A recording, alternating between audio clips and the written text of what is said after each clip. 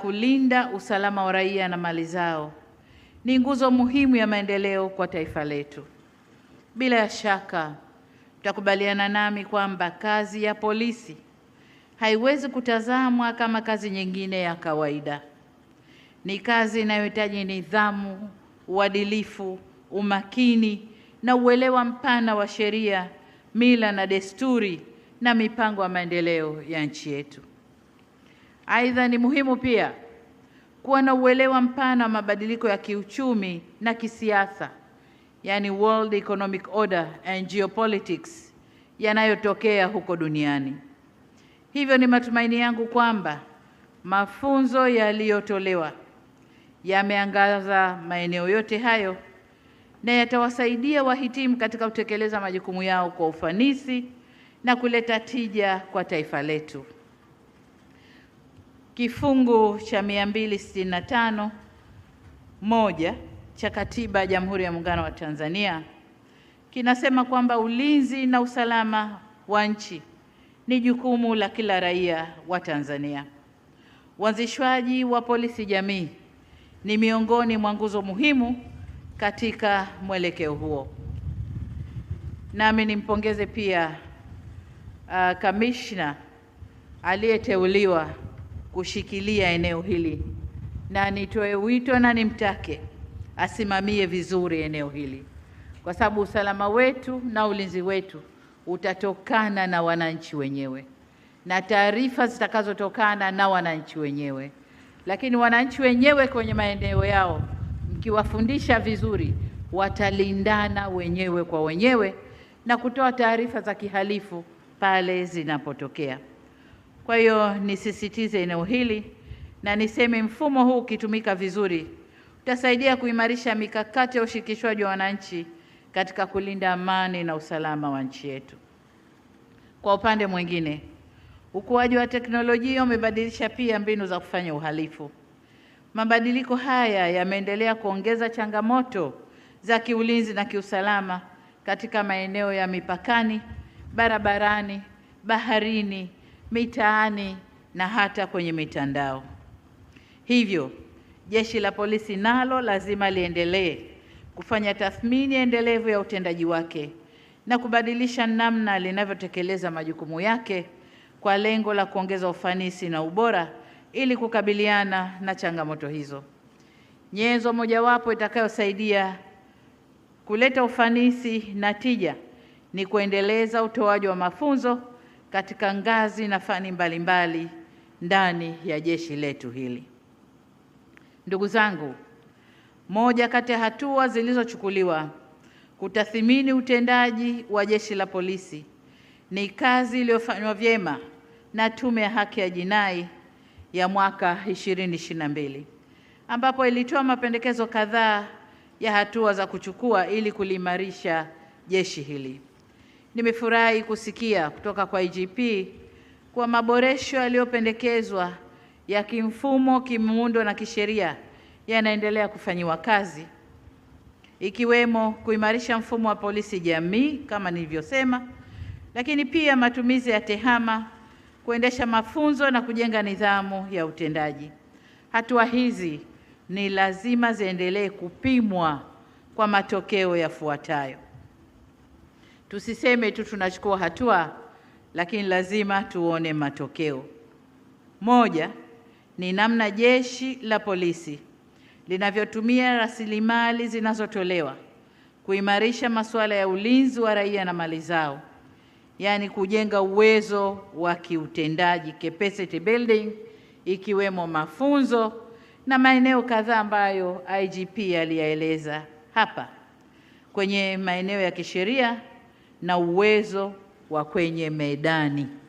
Tunapozungumza na uwezo wa kwenye medani ni pale mnapokuwa mbali ya medani, mnapokuwa kwenye mafunzo, lakini pale mnapokuwa kwenye nyanja za kazi zenu. Tumezoea huko nyuma kuona askari wakisimamisha magari na wakifanya mambo ambayo hayakubaliki. Sasa hizo ndio nyanja za medani. Mwende mkarekebishe hayo. Yale tunayoyaona viklipu vinavyorushwa visirushwe. askari wetu msimame kwenye mambo yenu. Lakini pia mkuu wa chuo ametaja maeneo mengi ambayo mafunzo yenu yamepitia, na ni imani yangu kwamba mtakwenda kurekebisha hayo na tuwe na jeshi ambalo limesimama kwenye mstari sawa sawa. Eneo la pili la matokeo, tuone namna jeshi la polisi linavyofuata miiko na kuepuka mambo yanayokatazwa katika kutekeleza kazi zao, na hivyo kuongeza ufanisi na kukuza tija kufikia malengo ya kiutendaji yanayokusudiwa, yaani effectiveness ya jeshi la polisi tukaione mule mnamokwenda kufanya kazi kwenye nyanja zenu za medani. Jambo la tatu, tunataka kuona namna jeshi la polisi linavyojenga imani yake kwa wananchi, sekta binafsi na jumuiya ya kimataifa iliyopo nchini. Hapa tunazungumzia legitimacy ya jeshi la polisi, kukubalika kwake. Nilikuwa naangalia klipu moja inazungumza kukubalika kwa majeshi ya polisi ya nchi mbalimbali ya Afrika, na wakawa wanatoa asilimia ya kukubalika kwao. Nchi iliyofanya vizuri zaidi ina asilimia 25 ya kukubalika kwake, na maswali yalikuwa kama unapata shida, imani yako ni kiasi gani kukimbilia jeshi la polisi ili ukasaidiwe. Kwa nchi iliyofanya vizuri kabisa, jawabu wasailiwa walipata asilimia 25.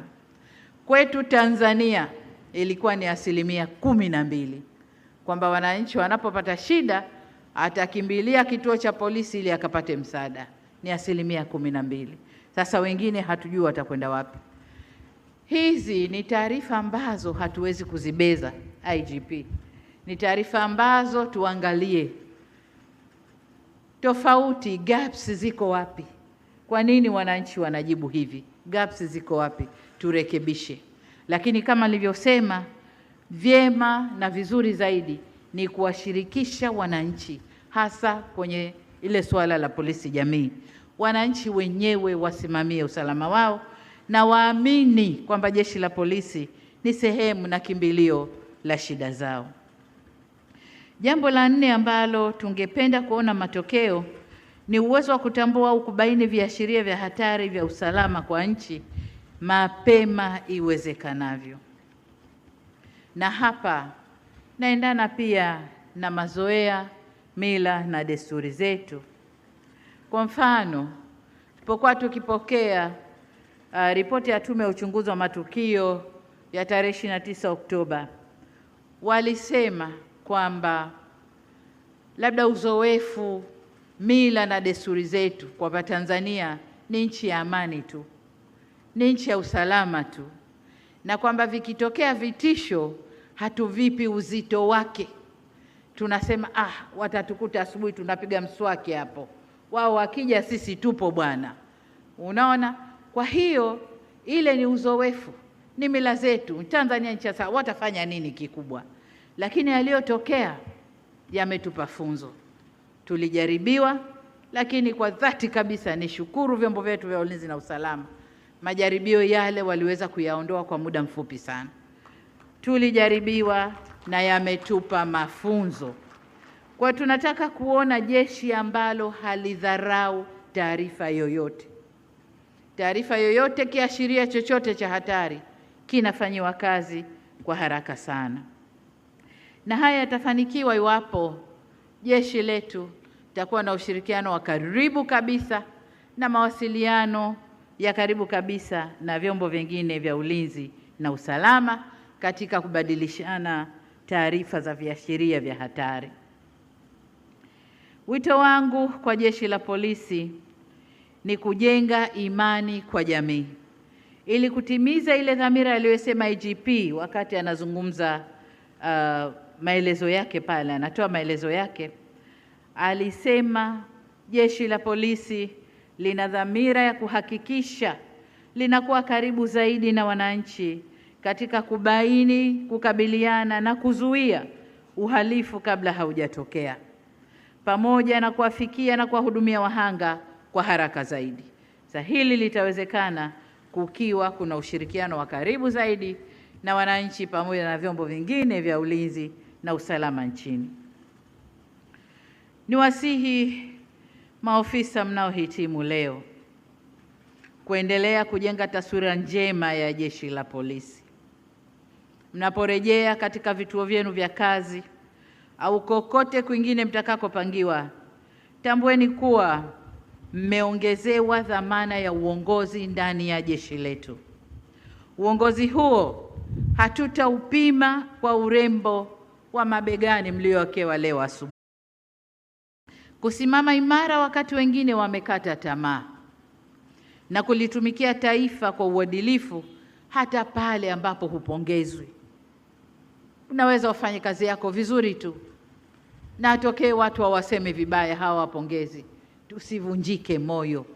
Ndio kazi tuliopewa, ndio kazi ambayo Mungu ametuchagulia. Twende mbele, chapa kazi, linda taifa lako hata kama hukupongezwa. Nendeni mkasimamie na kulinda heshima ya Jeshi la Polisi. Msiruhusu rushwa, uzembe na matumizi mabaya ya madaraka kuharibu kazi kubwa inayofanywa na jeshi hili. Kama nilivyosema, vyeo mlivyopata leo ni nyenzo wa kuongeza uwajibikaji na si kuongeza umbali kati yenu na askari walio chini yenu au kujenga kiburi kwa wananchi mnaowahudumia. Vyeo ni dhamana, mmeongezewa dhamana, mmeongezewa majukumu, nendeni katekelezeni. Ndugu viongozi, wahitimu na wageni waalikwa, napoelekea kuhitimisha, niwahakikishie kuwa serikali itaendelea kutimiza wajibu wake wa kuliwezesha Jeshi la Polisi kwa kujenga miundombinu. Na ninapozungumza miundombinu ni ile migumu na ile laini, yani hard infrastructure na soft infrastructure. Hard infrastructure ni pamoja na majengo kama mlivyoona hapa, majengo mbalimbali. Na wakati nikinong'ona na IGP ndani kule katika kunieleza kazi inayofanywa ya kujenga majengo, alinieleza haja ya kuwa na hospitali ya kina mama na watoto, hospitali maalum pale kwenye hospitali yetu ya Kilwa Road. Nami nikamhakikishia kwamba hospitali umeipata. Hospitali ameipata, na ninakusudia hospitali itajengwa hivi karibuni. Lakini vile vile tumetoa fedha nyingi kuhakikisha tunaweka mifumo ya tehama itakalolisaidia jeshi hili, na huu ndio upande wa soft infrastructure. Tumeweka mifumo ya tehama na tunaendelea kuweka mifumo itakayosaidia kuimarisha mazingira ya kazi ya jeshi letu la polisi. Na vile vile taendelea kununua vitendea kazi na kuboresha stahiki na maslahi ya askari wetu. Jengine tutakalokuwa hatutasita kulipatia fedha ili liendelee ni kuhamasisha mafunzo ili kuendelea kujenga viwango vya weledi na uwezo wa askari wetu. Huwezi kumlaumu mtu hafanyi kazi kama humfundishi au humuoneshi namna ya kufanya kazi. Kwa tutaendelea kuongeza nguvu yetu kwenye mafunzo ili kujenga weledi na uwezo wa askari wetu. Nirudie wito wangu ule ule kwamba chuo kisipoe. Baada ya hawa kuwatoa, Dr. Mambo sasa jitayarishe kupokea bachi nyingine ya mafunzo ya askari wetu. Mwisho ni waase tena wahitimu wetu wa leo kulitumikia taifa lenu kwa heshima ya viapo vyenu na dhamana mlizopewa. Vyeo mlivyovishwa leo vikaonekane katika ubora na ufanisi wa kazi zenu. Na baada ya kusema hayo, kwa mamlaka nilionayo kama Rais wa Jamhuri ya Muungano wa Tanzania na Amiri Jeshi Mkuu wa Vikosi vya Ulinzi na Usalama nchini, nataka nitamke rasmi kwamba mafunzo ya upandishaji vyeo ngazi ya uafisa na mkaguzi msaidizi wa polisi kozi namba 1 ya mwaka 2025-26 sasa yamehitimishwa rasmi. Naomba tusimame wote.